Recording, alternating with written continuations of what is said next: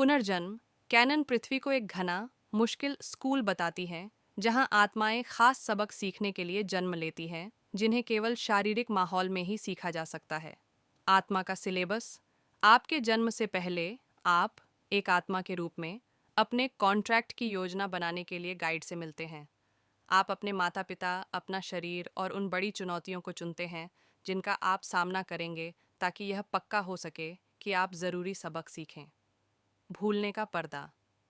Test को असली बनाने के लिए हम जीवन में एक पर्दे के साथ प्रवेश करते हैं जो हमारी सच्ची आध्यात्मिक प्रकृति की हमारी याददाश्त को मिटा देता है। अगर हमें याद होता कि हम अमर प्राणी हैं जो सिर्फ एक भूमिका निभा रहे हैं, तो चुनौतियों में विकास के लिए ज़रूरी भावनात्मक वजन नहीं होता। गैर मानव पुनर्जन्म।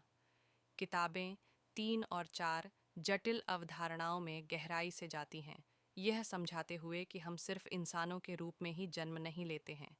हमें अनुभवों का पूरा स्पेक्ट्रम इकट्ठा करने के लिए ऊर्जावान प्राणियों, पौधों, जानवरों या यहाँ तक कि दूसरे ग्रहों और आयामों पर भी जीवन मिल सकता है।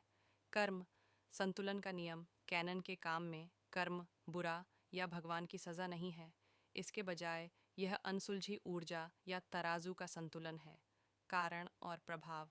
यदि आप किसी और के लिए कोई खास अनुभव पैदा करते हैं, तो आपको उसे पूरी तरह से समझने के लिए आखिरकार उस स्थिति के दूसरे पक्ष का अनुभव करना होगा। यह दुख के लिए नहीं, बल्कि ज्ञान के लिए है। कर्मिक धागे। कर्म एक चुंबक या एक चिपचिपी ऊर्जा की तरह काम करता है जो आत्माओं को जीवन भर एक साथ वापस खींचता है। यदि आपका किसी के साथ अधूरा काम, गुस्सा, कर्ज या गहरा प्यार है, तो आप इसे सुलझाने के लिए शायद उनके साथ फिर से जन्म लेंगे। कोई कर्म नहीं का लक्ष्य। बाद की किताबों में, खासकर किताब 5 में, कैनन इस बात पर जोर देती हैं कि अंतिम लक्ष्य कर्म को पूरी तरह से खत्म करना है। दूसरों और खुद को माफ करके हम कर्म को जला देते हैं और पृथ्वी पर पुनर्जन्म के दोहराव वाले चक्र से बंधे नहीं रहते हैं। ये हमें अब कैसे प्रभावित करता है? सीरीज के अनुसार, आपका वर्तमान जीवन आपकी आत्मा की पिछली पसंद और वर्तमान ज़रूरतों का सीधा प्रतिबिंब है। शारीरिक बीमारियां। कैनन ने अक्सर पाया कि पुराने दर्द या बीमारियां अवचेतन मन से पिछले जीवन के आघात के बारे में याद दिलाती हैं, जैसे पिछले जीवन की चोट से गर्दन में दर्द। एक बार जब सबक समझ आ जाता है, तो लक्षण अक्सर गायब हो जाते हैं। Relationship pattern. आपकी ज़िंदगी में बार बार आने वाले मुश्किल लोग अक्सर आपके सोल ग्रुप के सदस्य होते हैं।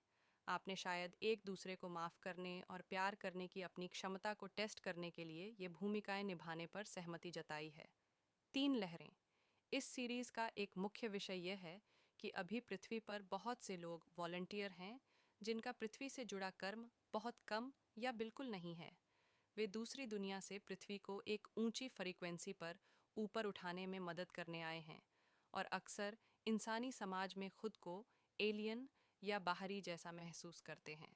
ज़्यादा जानकारी के लिए आप डोलोरेस कैनन की लिखी किताबें पढ़ सकते हैं, जिनका नाम द कॉन्वोल्यूटेड यूनिवर्स है, जो आपके फ़ोन पर गूगल पर PDF फॉर्मेट में मुफ्त में उपलब्ध है।